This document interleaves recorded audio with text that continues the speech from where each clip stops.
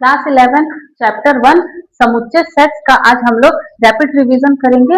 हम इसको 20 मिनट में कंप्लीट करेंगे। तो सबसे पहले सेट्स में हम देखेंगे कि सेट्स क्या होता है, समुच्चय क्या होता है। तो किसी निश्चित और स्पष्ट वस्तुओं के कलेक्शन को हम क्या कहते हैं, सेट कहते हैं। सेट क्या होता है, समुच्चय क्या होता है, निश्चित और स्पष्ट वस्तुओं का समुच्चय होता है। जैसे कि एग्जाम्पल में अगर हम कहेंगे तो बोल दिया जाए कि क्लास 11 आपके क्लास में जितने बच्चे हैं उनका आप समुच्चय बनाइए, तो क्या हो जाएगा, वो एक समुच्चय हो जाएगा। उनको आप उनका एक कलेक्शन लीजिए तो वो एक क्या हो जाएगा, समुच्चय हो जाएगा। और वहीं पे अगर आपसे बोल दिया जाए कि टॉप टॉप 10 खिलाड़ी, क्रिकेट प्लेयर्स टॉप 10 आप लिखिए, उनको उनको एक आप कलेक्शन लीजिए, तो वो सेट नहीं होगा। क्यों? क्योंकि उनका कलेक्शन नहीं बन सकता है, क्योंकि आपको नहीं पता है कि टॉप 10 खिलाड़ी कौन कौन से, क्योंकि उसमें फिर क्रिकेट में बहुत सारे खिलाड़ी आ जाएंगे, कहीं रोहित शर्मा, विराट कोहली, सबके अलग अलग फैंस के हिसाब से सबके अलग अलग रहेंगे, तो वो एक समुच्चय नहीं बनेगा। तो हमने देख लिया कि समुच्चय क्या होता है, निश्चित और स्पष्ट वस्तुओं के कलेक्शन को हम क्या कहते हैं, समुच्चय कहते हैं। अब एक चीज आता है इसमें कि समुच्चय निर्माण और समुच्चय निरूपण की विधियां। तो इसमें हम निरूपण की दो विधियां देख लेते हैं। सबसे फर्स्ट क्या होता है, सबसे फर्स्ट आता है रोस्टर विधि, ठीक। और सेकंड में क्या आता है, सेकंड में आपका आता है सेट बिल्डर मेथड, या फिर हम कहते हैं समुच्चय निर्माण विधि, समुच्चय निर्माण विधि, ठीक है। तो फिर रोस्टर विधि में क्या होता है, रोस्टर विधि में हम क्या करते हैं, जो कलेक्शन होता है, सबसे पहले तो आप इतना याद रखिए कि हम समुच्चय को कैसे लिखते हैं, हमेशा कर्ली ब्रैकेट के अंदर लिखते हैं, कर्ली ब्रैकेट के अंदर लिखेंगे, ठीक है, कोई भी हो। और रोस्टर विधि में हम क्या लिखते हैं, कॉमा लगा लगा के लिखते जाते हैं। अगर आपसे जैसे कि बोल दे कि 1 से 5 तक की वास्तविक संख्याओं का कलेक्शन लिखिए, तो हम क्या लिखेंगे, 1 2 3 4 5। और समुच्चय निर्माण विधि अगर आपसे बोल दिया जाए, तो समुच्चय निर्माण विधि में हम क्या लिखते हैं, देखिए पहले चर लिखते हैं, फिर सच दैट ये लगाते हैं, फिर चर का विशेषता लिखते हैं, या फिर उसका गुण लिखते हैं, ठीक है। तो ये क्या होता है, एक रोस्टर विधि में हम कर्ली ब्रैकेट के अंदर कॉमा लगा लगा के लिखते जाते हैं, बट समुच्चय निर्माण विधि में हम क्या करते हैं कि किसी नियम के द्वारा लिखते हैं। अब जैसे कि आपको ये दे दिया, ठीक है, 1 से 5 तक की संख्या, तो इसमें आप क्या करेंगे, रोस्टर विधि में आप क्या कैसे लिखते हैं, x such that x is element of natural number, ठीक, कॉमा, बस यहीं पे नहीं छोड़ते, आगे भी लिखते हैं कि इसकी क्या विशेषता है। आगे हम विशेषता लिखेंगे कि एक x क्या है, या तो 1 से बड़ा है, या तो 1 से बराबर है, और या तो 5 से छोटा है, या तो 5 के बराबर है, ठीक है। तो समझ में आया, समुच्चय निर्माण विधि और रोस्टर विधि दो तरह की विधि आती है। अब हम थोड़ा देख लेते हैं, आगे बढ़ते हैं, हम देखते हैं समुच्चय के प्रकार में हम कुछ समुच्चय देखेंगे, जिसमें आएंगे रिक्त समुच्चय, फाइनाइट, इनफाइनाइट, ठीक है। तो प्रकार अगर उसका देखा जाए, अगर हम समुच्चय का प्रकार देखते हैं, तो समुच्चय के प्रकार में सबसे पहले आपका आता है क्या, रिक्त समुच्चय या एम्प्टी सेट। रिक्त समुच्चय जो होता है उसको हम किससे रिप्रेजेंट करते हैं, रिक्त समुच्चय को हम रिप्रेजेंट करते हैं फाई से, ठीक है। इसका मतलब होता है कि एम्प्टी सेट का मतलब होता है कि इसमें कोई भी एलिमेंट्स नहीं होंगे। सबसे पहली बात कि कर्ली ब्रैकेट के अंदर जो भी चीज हम कॉमा डाल डाल के लिखते हैं, ये सब क्या होते हैं, ये सब एलिमेंट्स होते हैं, ठीक है, ये सब क्या होते हैं, एलिमेंट्स होते हैं, ठीक है।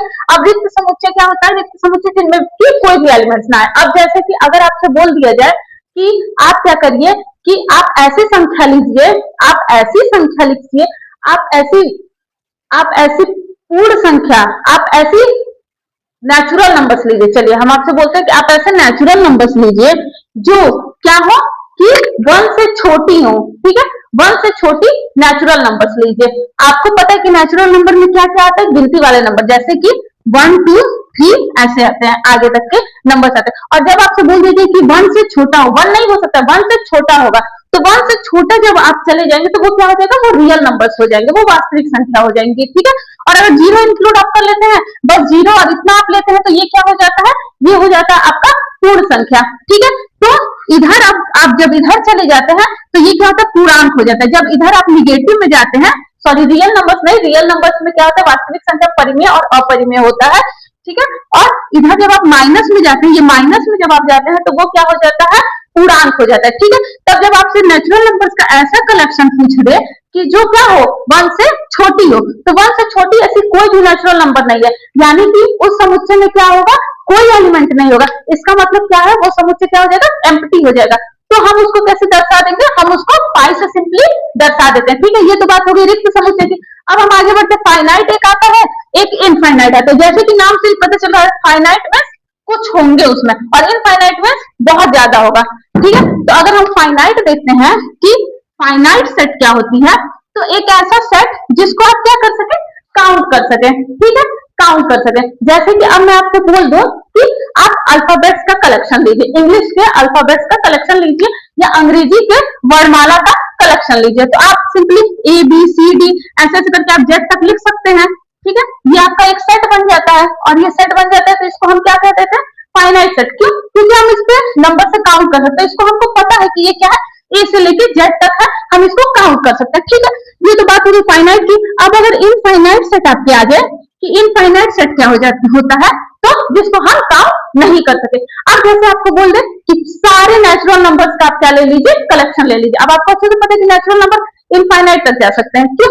1 से स्टार्ट होता है, जाते जाते जाते 100 पार 1000 पार आगे जाते जाते हैं, तो क्या हो जाएगा, वो इनफाइनाइट सेट हो जाएगा। क्योंकि जब आप 1 से स्टार्ट करते हैं नेचुरल नंबर्स का कलेक्शन, तो वो लास्ट उसका कहां पे है हमको कुछ पता नहीं है, तो वो क्या हो गया, इनफाइनाइट सेट हो गया। समझ में आया, फाइनाइट और इनफाइनाइट सेट। अब दो सेट और हम देखेंगे, एक इक्वल देखेंगे, एक इक्विवेलेंट।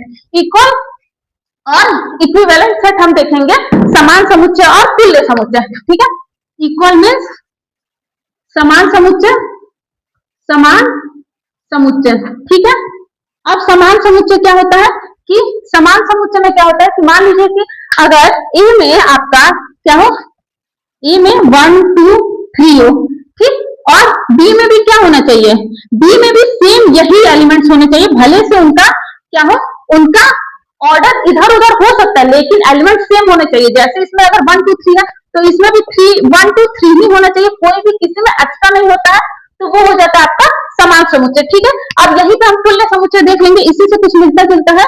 तुल्य समुच्चय या इक्विवेलेंट सेट क्या होता है, उसमें क्या होना चाहिए, ये फर्क नहीं पड़ता है कि आपके एलिमेंट्स क्या है। ठीक है, ये फर्क नहीं पड़ता है कि आपके एलिमेंट्स क्या है, 1 2 3 है या ए बी सी है, कोई फर्क नहीं पड़ता है कि एलिमेंट्स क्या है, बट उनका क्या होना चाहिए, नंबर सेम होना चाहिए।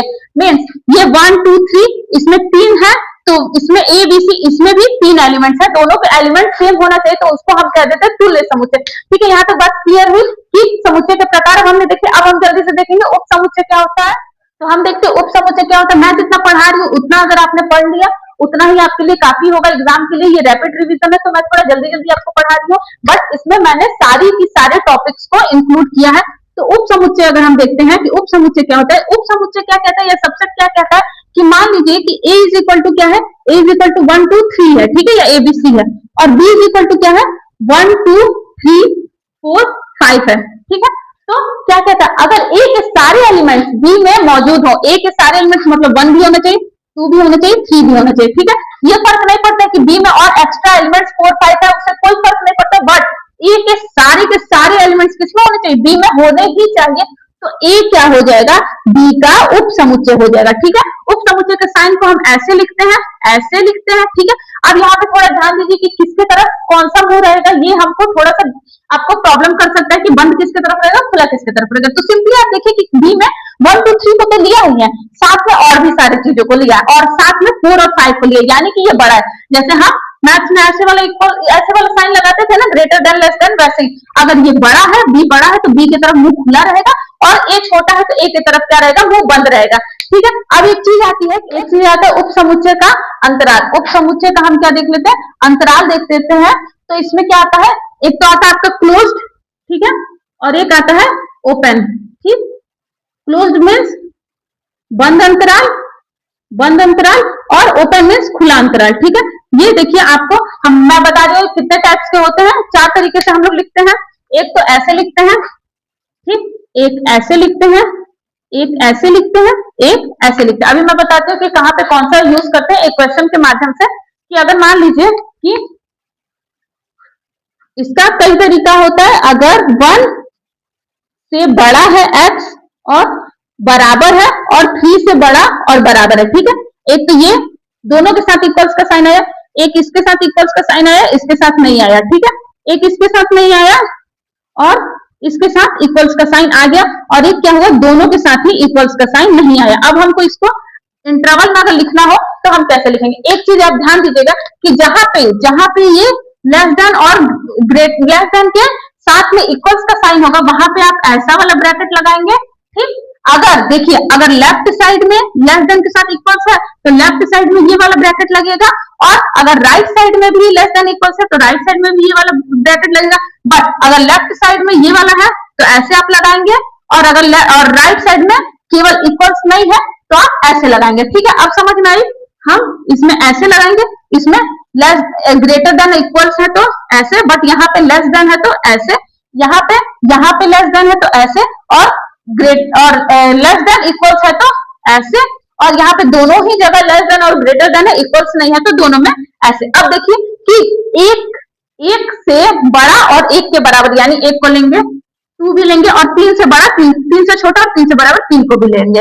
ठीक है, ये समझ में आया? अब बड़ा और बराबर का मतलब क्या होता है? एक तो लेंगे ही, 2 भी लेंगे, बट 3 से क्या है? छोटा है। x की वैल्यू क्या है? 3 से छोटी है तो 3 को हम नहीं लेंगे। ठीक, अब यहाँ पे देखिए x क्या है? 1 से बड़ा है, तो 1 से बड़ा 1 नहीं है, बराबर नहीं है तो 1 को नहीं लिखेंगे, 2 लिख सकते हैं, और 3 है या 3 के बराबर है 3 भी लिख सकते हैं। यहाँ पे देखिए ना तो 1 के साथ ये लगा है इक्वल्स, ना ही 3 के साथ लगा, तो इसमें सिंपली आपका 2 आ जाएगा। ठीक है, अंतराल समझ में आ गया। अब एक और चीज देखते हैं, हम पावर सेट देखते हैं कि पावर सेट क्या होता है। ठीक,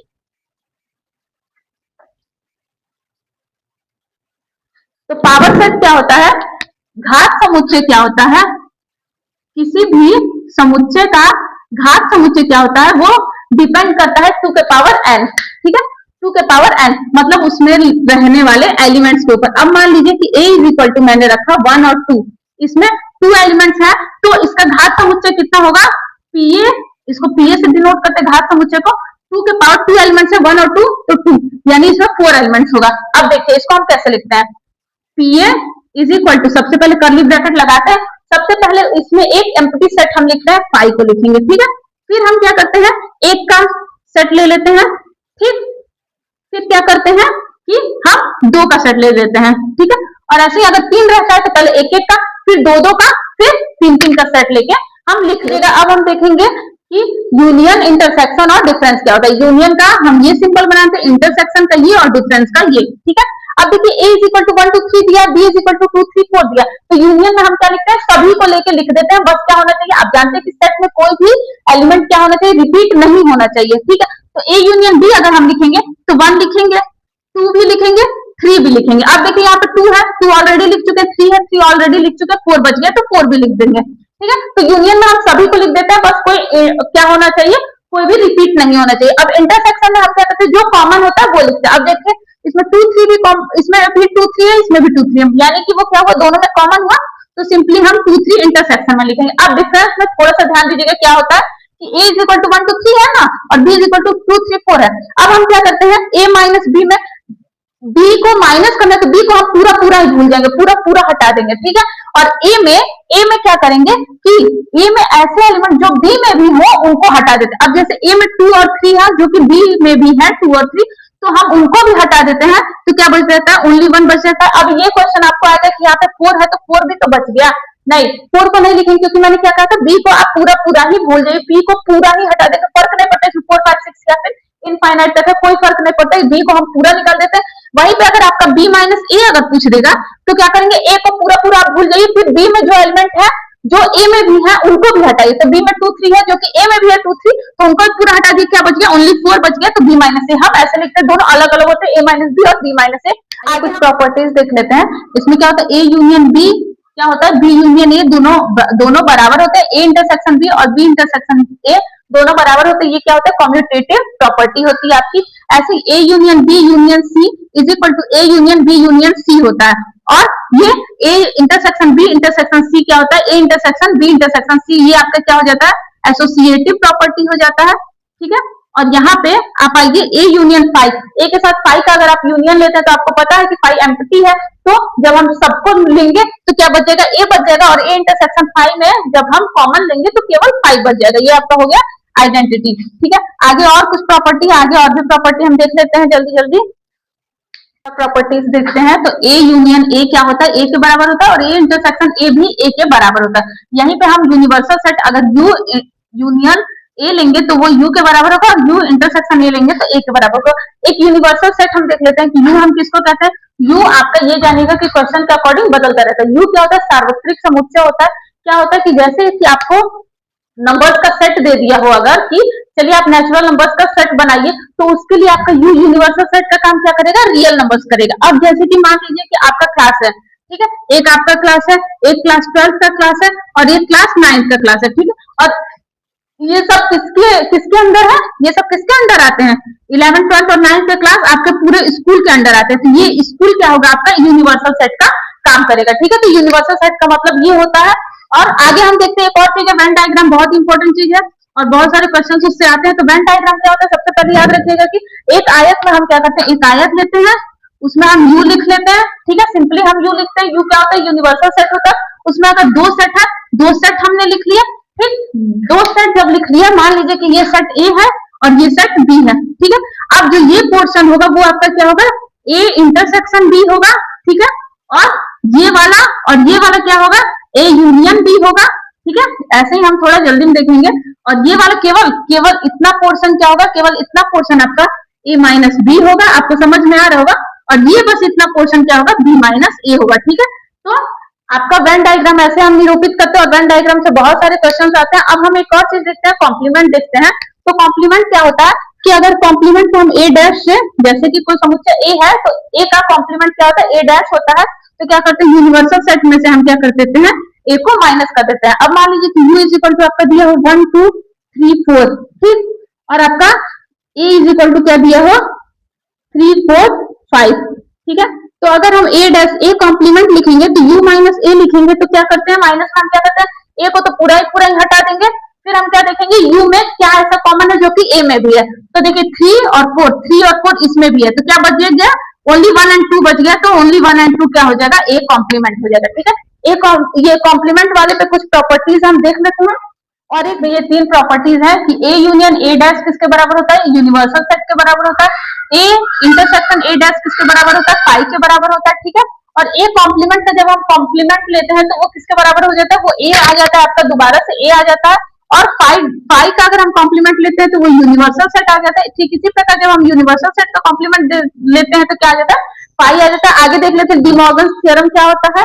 डी मॉर्गन थ्योरम में आपको क्या देखना है, जहां पे यूनिवर्सल, जहां पे यूनियन रहेगा वहां पे हम क्या कर देते हैं, वहां पे इंटरसेक्शन कर देते हैं। बस इतना याद रखिएगा, यही चेंज करते हैं। तो देखिए जब ए यूनियन बी का कॉम्प्लीमेंट आपसे पूछेगा तो उसका क्या होगा, A complement intersection B complement. यहाँ पे यूनियन था तो यहाँ पे क्या आ गया, इंटरसेक्शन आ गया। उसी प्रकार से जब ए इंटरसेक्शन बी का कॉम्प्लीमेंट पूछेगा तो ए कॉम्प्लीमेंट यहाँ पे यूनियन आ जाएगा बी का कॉम्प्लीमेंट। तो इंटरसेक्शन रहेगा तो यूनियन, यूनियन रहेगा तो इंटरसेक्शन आ जाएगा।